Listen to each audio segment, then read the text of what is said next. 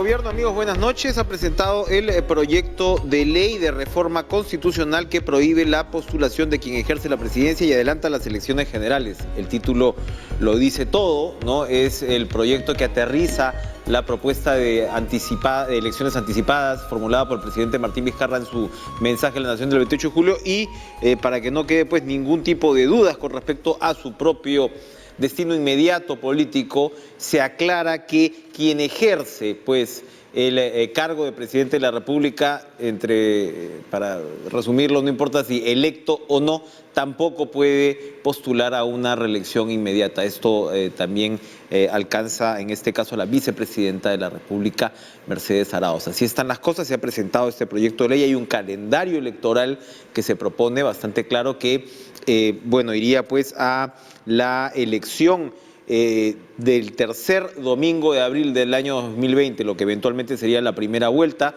de ser necesario otra en junio, ¿no? Un repechaje, un balotaje, y finalmente, la toma de mando el 28 de julio del año 2020, lo que adelantaría efectivamente un año. Evidentemente esto ha generado todo tipo de reacciones. A primera vista, por el lado de la población hay un apoyo, ¿no? Mayoritario frente a esta decisión, pero pues hay especialistas que se han ido pronunciando de manera distinta. Bueno, para empezar, la propia señora Arauz. Vamos a conversar, le agradecemos su presencia en este día tan movido al ministro de Justicia, Vicente Ceballos, que por supuesto estaba en la primera línea de toda esta presentación. Ministro, gracias por estar con nosotros. Enrique, gracias y muy amable por la oportunidad. Le preguntaba, ¿satisfecho con el resultado de este proyecto de ley? Sí, bueno, ya el mensaje a la Nación del 28 de julio el presidente lo había anunciado y hoy se ha concretado con la presentación del proyecto de ley 4637, que obviamente regula lo que usted bien lo ha descrito, ¿no? En primer lugar, complementa lo que ya establece el artículo 112, que la reelección inmediata está prohibida no solamente para el presidente, sino también para los vicepresidentes, y también se añaden 4 disposiciones transitorias especiales, ¿no? El recorte del periodo de mandato del presidente y vicepresidentes, el recorte de mandato de los congresistas y los miembros del Parlamento andino, la convocatoria a elecciones para el tercer domingo de abril del próximo año, ¿no? Y quienes salgan elegidos de esas elecciones lo ejercerán por un periodo de 5 años, es decir, hasta el 2025. Y lo último es también relacionado al cronograma electoral. Obviamente, con el cronograma electoral preestablecido en la Ley Orgánica de Elecciones presente, difícilmente podría avanzarse. Entonces, lo que se está haciendo es flexibilizando estos plazos para que se permita llegar a estas elecciones propuestas. A ver, vamos para que la teleaudiencia pueda entender toda esta situación. Primero, ¿no? Para salir del previo.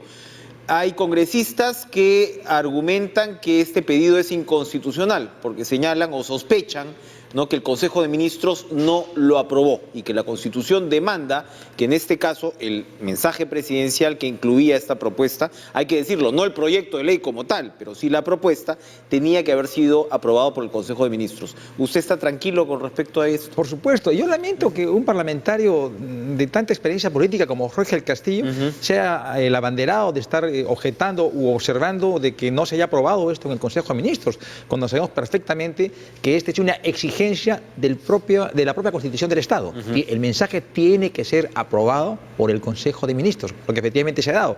Yo no encuentro razón alguna por la cual esté objetando ello, y no pasemos por alto una circunstancia. Él ha sido también presidente del Consejo de Ministros. Yo no quiero pensar que esas prácticas se daban antes. Lo que sí le puedo asegurar es que acá se ha seguido rigurosamente las exigencias que manda la propia Constitución. ¿Hay audios como es normal que se graben los consejos de ministros? Mire, el tema de audios... Porque ya, le digo porque ya hay una formalidad, sí, ya hay una solicitud pedido, ¿no? formal. El tema de audios o actas, eso lo maneja el secretario técnico del Consejo de Ministros, que es el señor Pino. Lo cierto es que las actas sí, porque justamente la semana posterior a la sesión, obviamente se suscriben las actas. Entonces eso no, tendría que estar perfectamente documentado, ¿no? Así es. Muy bien. A ver, el otro tema es el referéndum. La propia exposición de motivos recoge que hay circunstancias en las cuales se podría y se ha visto antes una reforma constitucional, que es el caso de esto, para incluir estas disposiciones transitorias, que hay que aclarar, son disposiciones transitorias, o sea, solo rigen para esta circunstancia, como ocurrió en el año 2000, cuando se recortó el periodo de Alberto Fujimori, pero igual es una reforma constitucional, ¿no? Entonces, se señala que para ponerlo en cristiano, que cuando el Congreso se pone de acuerdo, puedes hacer 2 votaciones pues, en una sola legislatura, ¿no? Y poder acelerar el proceso. El caso del referéndum evidentemente reemplaza la segunda votación. Es de todas maneras una intención que el gran elector participe en este proceso, o podría darse que el proceso pues, se resuma, se adecúe y salga solamente por el lado del Congreso el acuerdo para adelantar las elecciones. Primero, el referéndum nos parece esencial, porque involucra y nos refuerza la legitimidad con una participación de la ciudadanía. Y lo segundo, adentrándonos con lo que establece el 206 de la Constitución, hay 2 mecanismos, ¿no?, para acudir a una reforma constitucional: una mayoría absoluta de votos y sometida a referéndum, o 2 legislaturas ordinarias con una mayoría de 2/3 en cada caso. Estamos votando por la primera opción, la primera alternativa, ¿no?, que sea aprobada por una mayoría absoluta y sea sometida a referéndum. Y esto no es ajeno a nuestra realidad inmediata, porque el año pasado ya hicimos uso de este mecanismo para las 4 reformas que fueron ratificadas el referéndum del 9 de diciembre pasado.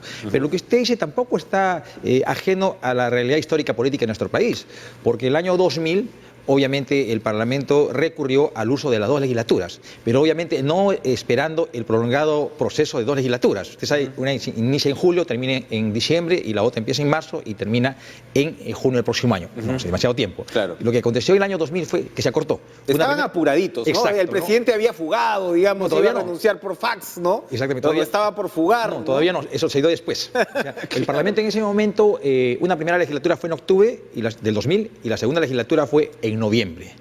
Y es el propio Fujimori. Es más, quiero hacer memoria. ¿Quién presidía el Congreso? Marta Hildebrand. ¿Quién era la primera vicepresidenta? ¿Luz Salgado? Luz Salgado. ¿Quién promulgó esta reforma constitucional? Alberto Fujimori. ¿Quién convocó las elecciones? Alberto Fujimori. Pero en ese intervalo, a los 14 días, si no mal recuerdo, viajó al extranjero y presentó ya la conocida renuncia por fax. Y bueno, y todo el proceso se dio al final en el Congreso. Exactamente. Es decir, la asunción transitoria de Valentín Paniagua, la posterior a elecciones, entonces, todo. A la pregunta que usted hacía, ¿no? Oiga, ¿pero esto tiene alguna objeción constitucional? No, de ninguna manera. Primero, que se está haciendo uso de uno de los mecanismos que propone la propia Constitución. Y lo segundo, que ya existe un precedente. No, yo sencillamente preguntaba por si había de repente en algún momento la voluntad del Congreso de no hacer que el electorado salga a un referéndum otra vez, pero usted me está explicando que para el gobierno es fundamental, ¿no?, incluir, como lo fue en el tema de la reforma política. A ver, luego, ¿qué pasa? Esa es una pregunta cantada. ¿Qué pasa si el gobierno, pues, o el Congreso no le presta interés a ¿no? O no porque ustedes ponen un calendario que está bastante claro, ¿no? O sea, esto tendría que debatirse en agosto para aprobarse en septiembre, ¿no? Y que en noviembre podamos tener este referéndum, ¿no? O sea, el tema es, y evidentemente luego viene el calendario electoral que ustedes están adecuando en el proyecto de ley. Entonces, el tema está bastante acotado. Y bueno, hasta ahora pues se ha presentado algún tipo de oposición por parte de miembros del Congreso. Evidentemente, el gobierno podría presentar una cuestión de confianza en defensa de este proyecto de ley. A ver, 2 preguntas en una. Así es. Primero, la importancia de proponer el tercer domingo de abril, la primera vuelta, porque eso nos va a permitir elaborar un cronograma electoral, obviamente ajustado, pero nos ordena. ¿Correcto? Entonces, de una u otra manera... Y se respetan los tiempos legales de convocatoria, del presidente de la República, elecciones, todo eso. Exactamente, ¿no? Ahora, permítame explayarme un poquito aquí, ¿no? Sí. O sea, una vez presentado el proyecto, como se ha formalizado el día de hoy, el Parlamento se instalará en comisiones a partir de la segunda o tercera semana, porque vienen las elecciones internas, las nuevas presidencias, la redistribución de comisiones. Hablamos en septiembre que esto pudiera ser aprobado. Una vez que sea aprobado, tiene que convocarse a referéndum. La norma establece que entre la convocatoria y el referéndum tienen que mediar mínimamente 60 días, o sea, 2 meses, ¿no? Estamos hablando que para fines de noviembre o diciembre es la expectativa legítima que tenemos, que pueda ser aprobada mediante referéndum, inmediatamente se convoca a elecciones.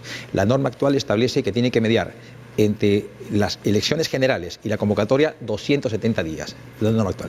Por eso, en las disposiciones transitorias especiales que estamos alcanzando... Se adecúa el calendario electoral. Estamos se adapta. Que se flexibilice y se puedan adecuar. Entonces, los tiempos llegan, sí se llega perfectamente a ese tercer domingo de abril. Sin embargo, queda obviamente la pregunta, oiga, ¿y qué pasa si el Parlamento primero no hace caso a la iniciativa, lo segundo le da otra ruta o sencillamente no hace nada?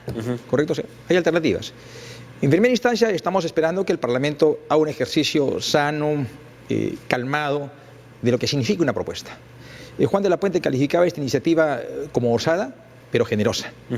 Porque en un país como el nuestro no es usual que un presidente, en ejercicio de las funciones, es más, de la más alta magistratura del país, se desprenda del poder. Eso le iba a preguntar después, ¿no? Este fíjese, tema de soltar el poder. Fíjese, ¿no?, cuán importante sería, ¿no? Porque este es un gesto de decencia política. O sea, acá en el país estamos a quien ejercita esta función, la Presidencia de la República, a empoderarse. Y convocaría un referéndum en una lógica de, oye, para prolongar el mandato, pero no para recortarla. Entonces, mire la importancia de un gesto de desprendimiento, pensando en el país. Y le pone su yapa más de decir, y por si acaso, no hay forma humana que yo me vaya a ir a la reelección. Y es más, cuando el presidente dice, el Perú primero, no se queda en un mensaje, se queda en una actitud, se queda en un principio, en un valor, que para muchos seguramente les sorprende. Ahora, estamos en esa disyuntiva de que el Parlamento pueda hacer eco de este impulso del Poder Ejecutivo, y si en su momento, y más o menos en los plazos que le he explicado, finalmente el Parlamento no le diera trámite o no, de una u otra manera no admitiera esta iniciativa, se valorará en ese contexto, pero obviamente todas las medidas que se pudieran tomar tienen que ser dentro del marco de la Constitución. Y dentro del marco de la Constitución lo que puede ocurrir es que precisamente ustedes presenten una cuestión de confianza. Nos estamos moviendo en el territorio de la política ficción, que no es tan ficción, ¿no? O sea, son escenarios que se pueden dar. Entonces, si ustedes presentan la cuestión de confianza y el Congreso, bueno, se declara pues en rebelión, ¿no? Y finalmente el gobierno o el presidente tiene la atribución de disolver el Congreso, el problema que uno vería ahí es que ustedes estarían obligados a convocar elecciones, pero solo para reemplazar al Congreso. ¿O podría haber la figura de elecciones generales? Porque como ya el presidente ha dicho que no va a renunciar, la señora Arauz ha dicho que no va a renunciar, entonces ahí es donde se me abre, digamos, en el proceso una suerte de interrogante. ¿Qué nos puede decir al respecto? Me pongo en el hipotético escenario que usted me describe, ¿correcto? Y yo estoy pensando todavía, mi escenario es que esto va a avanzar y que va a haber flexibilidad y atención por parte del legislativo. Espera, por lo menos hay que pensar en positivo. Hipotético, muy bien, está bien hipotético, pero pongámonos en la baraja de lo posible. Exactamente, ¿no? Ya, en ese escenario, ¿no? O sea, si se forzara finalmente algún tipo de la posibilidad de proponer una cuestión de confianza, obviamente enmarcado en lo que dice la Constitución, se convoca elecciones entre los 4 meses siguientes, exclusivamente a lo que es congresistas. Congreso. Y para culminar el periodo pendiente. Y al año subsiguiente tendría que convocarse nuevamente elecciones para el nuevo periodo. O sea, en 2 años habría prácticamente 2 elecciones. En el caso del presidente de la iniciativa... Pero ahí el presidente estaría prácticamente obligado a culminar el mandato del 2021. Exactamente. ¿No? Porque si no tendrías que volver a... En fin, ya pues es un cambalache. Es una posibilidad, ¿no? Y la posibilidad cierta a instancia de la propuesta que se ha alcanzado, oiga, ¿sabe qué? Hasta aquí llega nuestro periodo, acortamos tanto el legislativo como el ejecutivo, a casa, nuevas elecciones, bosquejando mayor estabilidad institucional para nuestro país. Me aclara ese escenario. Otro de los puntos, y ya para antes de ir a la pausa, es interesante el recorrido que hace el proyecto de ley en términos de este presidencialismo híbrido que tenemos, ¿no? Que nace como un presidencialismo, pero se le van incluyendo elementos, ¿no?, del régimen parlamentario. Y al menos en mi generación, ¿no?, desde que yo estoy vivo, ¿no?, que tengo 43 años, porque claro, uno puede aprender de la historia más atrás, ¿no?, pero en lo que uno ha visto, nunca habíamos tenido un énfasis parlamentarista tan grande, ¿no? Es decir, desde el 80, pues del retorno a la democracia hasta ahora, nunca habíamos tenido esta dependencia prácticamente de lo que el Parlamento diga. Ya se sabe que es porque tenemos pues signos distintos en el Ejecutivo y el Legislativo, y los historiadores nos recuerdan que eso siempre ha ocurrido, ¿no? Lo hablábamos con su colega Jorge Nieto, ¿no? Decía, no es una tarea, es una maldición en el caso del Perú, que tenemos que ver cómo superar. Y yo no sé si aquí hay una intención también de poder... Y en la reforma política hacia adelante, pensaba en el tema de alcaldes, ¿no? Cómo el alcalde llega, se instala el alcalde de Lima y de inmediato tiene mayoría en el Consejo. Yo sé que son ámbitos distintos, pero eso te habla también de una gobernabilidad. ¿Nosotros deberíamos llegar eventualmente a recuperar elementos del presidencialismo o estamos condenados a seguir en este régimen híbrido que tenemos? ¿Cómo observa? El desarrollo de nuestra institucionalidad constitucional ha sido por circunstancias, ¿correcto? O sea, ha ido creciendo no con una premisa predeterminada. Queremos este presidencialismo o este parlamentarismo o este semipresidencialismo, como le llamamos. No olvide que partimos con un presidencialismo puro para llegar a lo que somos hoy en día. Y yo quiero hacer un paréntesis en el dato histórico. Usted recordará el gobierno de Fernando Belaúnde, el primer gobierno, ¿no es cierto? La fuerza mayoritaria en el Parlamento, ¿quién era? El APRA-odrillismo. El APRA-odrillismo. Y de manera reiterada interpelaban y censuraban a ministros. Sí, claro. ¿Recuerda usted? Claro, correcto. Entonces, claro y esto se corrigió más adelante en el 79 y ratificado en el 93. Oye, hablemos, aquí hay un desequilibrio. Equilibrio de poderes. Entonces, démosles al Ejecutivo la posibilidad de que esto pueda neutralizarlo y defenderse a sí mismo. Y se le da la posibilidad del voto de confianza para guardar un equilibrio. ¿Correcto? O sea, mire cómo es. Pero por eso en la exposición de motivos, como usted ve en la nota, ponemos en evidencia cómo es que se van acogiendo una institución de otra institución del derecho comparado y un poquito que se va desarticulando el proceso. El fujimorismo, ¿no?, es parlamentarista, va defendiendo según ellos tengan posición de poder en realidad, ¿no? Entonces, y más aún, ¿no? ¿Cuántas veces en el país se ha usado la cuestión de confianza? Era muy usual la interpelación y la censura, ¿correcto? Pero ¿cuántas veces se ha usado la cuestión de confianza? Pocas veces. Y ahora más. Y preexistía constitucionalmente. Y se convierte en un auténtico instrumento de equilibrio de poderes porque se lo dota al Poder Ejecutivo de cómo defenderse. ¿Correcto? Cuando hay un Parlamento mayoritario agresivo, ¿qué hace el Poder Ejecutivo? Recurre a los instrumentos que le propone el propio marco constitucional para equilibrar y ponderar el comportamiento que tiene a su vecino de frente, que en este caso es el Parlamento. Vamos a ir a una pausa, ministro Ceballos, y regresamos porque hay un par de preguntas muy importantes que quiero trasladar de lo que están señalando ahora mismo los críticos de esta medida. No se vayan.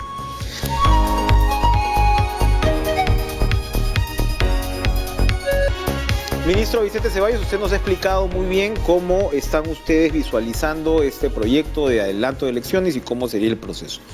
Los críticos, entre quienes hay voces inteligentes también, ¿no?, mesuradas, serias, vamos a decirlo así, ¿no?, en este caso están señalando que, a ver, ¿cómo así que el gobierno puso toda la carne en el asador a nombre de la reforma política y ahora lo que hace en la práctica es abandonar al pueblo o al electorado a las reglas de juego vigentes? Es decir, vas a tener otra vez 20 vientres de alquiler, una representación donde nada se garantiza que sea mejor que la anterior.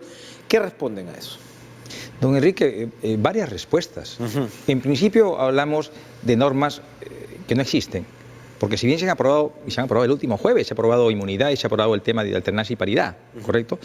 Y ninguna de las 6 que se han priorizado en esta cuestión de confianza última tiene ni siquiera la calidad de autógrafa, y a efecto de ello ni siquiera ha pasado al Ejecutivo para que pudiera observarla o promulgarla. Es decir, en tanto no sean publicadas, no tienen vigencia, ¿correcto? Sin embargo, en el proyecto de reforma constitucional que se ha alcanzado, se deja abierta la posibilidad de que estas, cuando se conviertan en leyes, puedan ser parte. Incorporadas a este calendario electoral. Exactamente. Y más aún, existe una norma aprobada por este Congreso que establece de que el último año, es decir, de la fecha de elecciones para atrás, no puede acudirse a modificaciones normativas en materia electoral. ¿De acuerdo? O sea, pueden darse, pero no se podrían aplicar. En este caso se está haciendo la excepción. Y un tema adicional.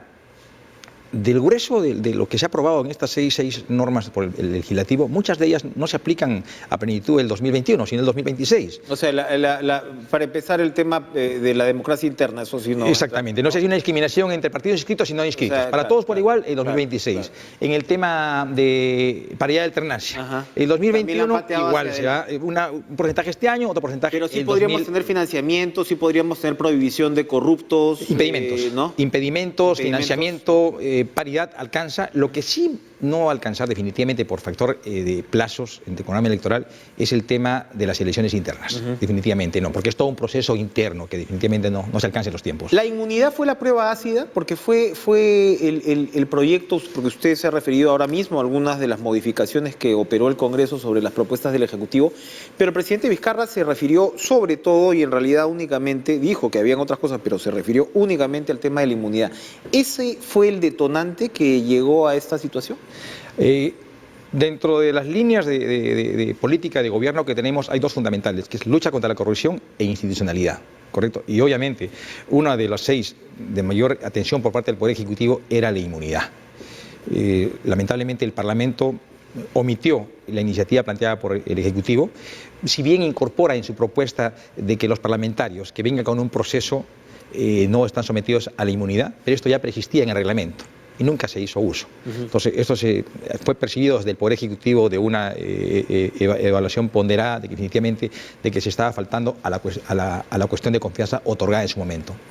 ¿Es una admisión de derrota para el gobierno esta situación, haber llegado a este punto? Porque también hay quienes dicen, oye, se habla de crisis política, en realidad en estricto no hay crisis. Claro, hemos vivido rodeado de crisis en los últimos años, pero ahora un tema como el que estamos señalando no constituye como tal una crisis política. ¿Es de alguna manera una admisión de derrota del Ejecutivo decir, sabes qué, sencillamente ya no quiero seguir tratando con este Congreso? Sí, alguien de la peor manera lo he dicho, que es la propia incapacidad de gestión que no nos permite seguir avanzando. Muy por el contrario. Este es un gesto, lo he reiterado antes, de desprendimiento y de compromiso con el país. Porque más allá del interés personal o funcional que tenga, hay un sentir por el país. ¿Qué queremos? ¿Cómo como gobierno no querer llegar al 2021, año del Bicentenario, con instituciones sólidas, reforzadas, con una auténtica democracia y con mejor representación? ¿Cómo no querer llegar a ello?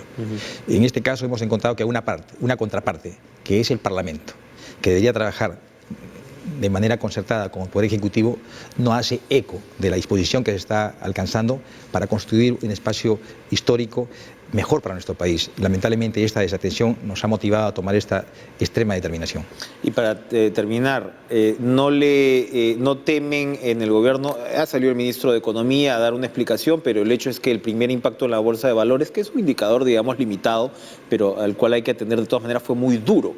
Ha sido la peor jornada en la Bolsa desde que se descubrió que Kuczynski había recibido dinero relacionado con Odebrecht, cuando era todavía presidente de la República. ¿Temen ustedes que pueda haber un efecto negativo en la economía? ¿O eso es más allá de la tranquilidad que nos ha transmitido el ministro de Economía el día de hoy en distintos medios de comunicación, ayer el economista González Izquierdo y también me parece el director de Semana Económica decía que esto podría motivar algún nivel de desaceleración, pero no de recesión. Y yo añado algo más, Enrique, con la generosidad de su tiempo, ¿no? El año pasado se vacó un presidente, renunció el presidente del Poder Judicial, se removió al CNM, se cambió al fiscal de la Nación. Es decir, toda una movida en el escenario político. Crecimos 4 puntos. Lo que pasa es que se trata de generar confusión y de una u otra manera creo que tenemos que trabajar en compartimientos separados. O sea, la institucionalidad del país tiene su propia ruta a la cual todos tenemos que sentirnos motivados y comprometidos. En este punto, pues, como usted lo decía, el presidente está asumiendo esta actitud contraintuitiva, ¿no?, dentro del mundo del poder, de soltarlo, ¿no? De soltarlo. Vamos a ver, ojalá por el bien del país, que las cosas salgan adelante, ¿no? Y que haya pues una actitud receptiva, en este caso del Congreso de la República, ¿no? Estamos bastante motivados porque, mire, hemos tenido una inauguración espectacular, creo yo, de los Panamericanos esta última semana, y hay una frase interesante, ¿no? Jugamos todos. ¿Por qué la dinámica política no nos provoca a decir, mirando democracia, mirando institucionalidad, jugamos todos, nos comprometemos todos? Bueno, y vamos a votar todos según este referéndum de fin de año. Gracias, a usted, Enrique. Ministro de Justicia Vicente Ceballos, por acompañarnos esta noche. Vamos a hacer una pausa y regresamos con lo último de Cara a Cara.